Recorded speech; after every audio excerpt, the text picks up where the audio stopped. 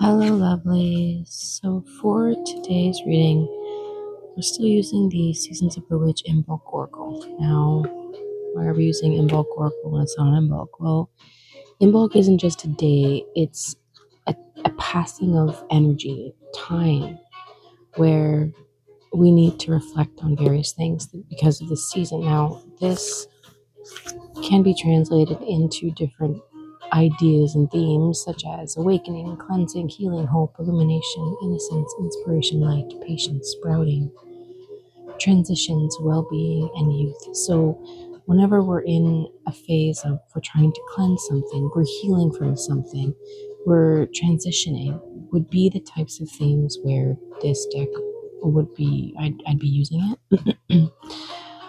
For today, I don't know about anybody else, but there's been this sense of kind of a stalling, a slowing down.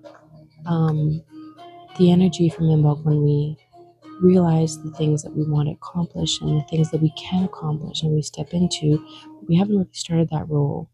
Now, in some of you, there's been this sense of, okay, I know what I want to do. Why am I not doing it? I know how to get to where I want to go, but I haven't begun anything yet. Idea, this sense of the canvas is laying in front of you, you're holding the paintbrush, and yet you can't put paintbrush to canvas kind of idea, right? And so the reading today is coming through clearing out apparently our throat chakras in order to speak more of our truths about something that we've been working on. We've been either trying to cut corners or skip through, right? We don't, and so this is where we are. We are in the sense of we're forging ourselves out right now. We are in basically not only are we like under the ground trying to come through that place of rooting of we're building our foundation, right? As this time of year happens, the seeds are breaking down in order to allow for that germination to happen, but the roots go down deep before we see anything come out of the surface. We're still working on our roots. Now, the message on the bottom says, your strength was crafted through adversity, a mastery only you behold. You are the only one who knows your full story. You are the only one who knows the things you've brought with you or are trying to leave behind, but you can't skip any steps. In order to forge the strongest sword, you have to take the time to be diligent, to be attentive, right? And so here it's allowing us all to take that time now that we've set intentions with Imbolc, we've done all the shadow work through Yule time, and all of these things have led us to this point where we're not quite in a star, we're not quite at the equinox of spring waking up again. And just like that last little bit of shedding that the season or the year of the snake is doing, it's almost like there's a little piece of it still stuck to the tail end, right? We just have to shake that off in order to step into this new, fresh appearance and fresh world that we've exposed ourselves to through the shedding. Now, the shedding itself does leave you very vulnerable and very sensitive. Like that fresh skin is still has to desensitize itself. And that's where we're leaning towards as we head into Astara. We're going to be toughening up that skin as the year of the horse begins. Right now, we're at the tail end until the 17th as we step into the year of the horse. And again, I will still be referring back to the Imbolc Oracle during that time as we transition into the Astara deck.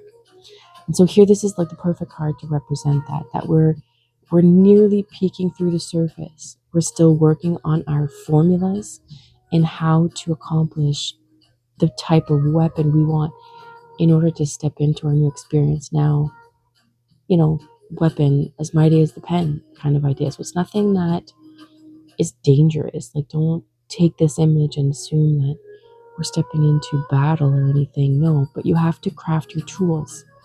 And for me, the symbolism here is that we're getting rid of all the defensive, dangerous stabbing tools, if you will. It's breaking down those swords, and for me those swords represent different limiting beliefs, agreements we've made along the years. The air sign of the sword, we're refining, we're putting together all of these ideas to create one identity. And so here on the bottom of the deck, we have card number 12, which I thought was a beautiful, we have 12 and 21. And so the bottom of the deck energy, candle dressing here, sharp as nails, engraving my will, intention spoken, declare what will be. The candle dressing is all about taking the time to set your intentions, to dress the candle in whatever way you need to. And this is a metaphor for your life, your experience, for what you want to have in your world. But to dress it accordingly, to take the time and patience to be intentional and discerning in what you're choosing for this card. As the sun rises in the background here, we see that things are coming, things are renewing. We're waking up to new opportunity, possibility, experiences. But we have to be specific in how we want to express that now. And the candle dressing is also coming in to tell us that there's no right or wrong way of doing this. And to when you hit a wall of I can't want that because stop. That's exactly what the candle dressing card is coming out to say. There is no limit. And once you realize that, once you melt all of this down, you're at your leisure to create what you want, what you desire. And the candles are dressed in this image as well. What you desire is up to you. And so as we see the crescent moon here reflected back in this one, it's to reach for the stars, to take whatever energy, that infinite power you have within you, and placing it on display, allowing yourself to see it, dressing your candle appropriately, accordingly, so that you can express yourself. When you light that flame, you can allow yourself to have the experience you want and to dress it. And I mean, dressing it can also mean carving little words of inspiration inside your candle before you light it. Attaching different spices, herbs, whatever the case is, this is your experience. And so take whatever is inside your heart and let it come out. Follow that star, follow that, and allow it to come and be part of your experience. Now, this doesn't say to cut corners.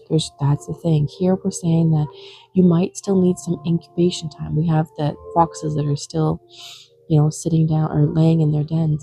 There's no need for cunning at this point, right? There is a need to actually sit down with how you want to express yourself moving forward. And that way, when you do peek the surface and crack through the surface, you have the tools you need to do your job, for your experience, for your expression, not anybody else's. So don't forget to reach for the stars. Allow yourself that opportunity to iron out what needs ironing out, melting down whatever things don't serve you anymore, and releasing yourself from what you have to create and create what you need to create for you. If you have any other questions or want any guidance on this, please do reach out. Otherwise, have a beautiful, beautiful day, everybody, and we will see you tomorrow.